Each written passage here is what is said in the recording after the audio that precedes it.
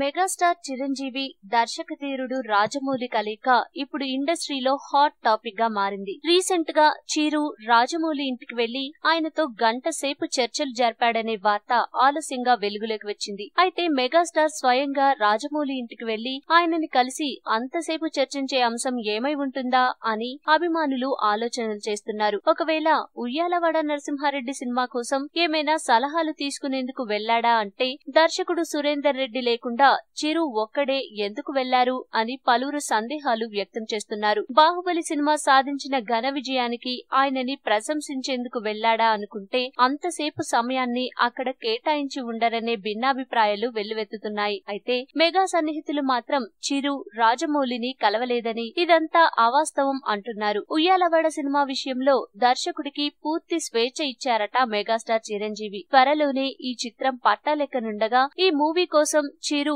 భారీగానే కసరత్తులు చేస్తున్నాడని అంటున్నారు. ఈ వీడియో మీకు నచ్చితే లైక్ చేయండి, అందరికీ షేర్ చేయండి, కానీ సబ్స్క్రైబ్ చేయడం మాత్రం మర్చిపోకండి.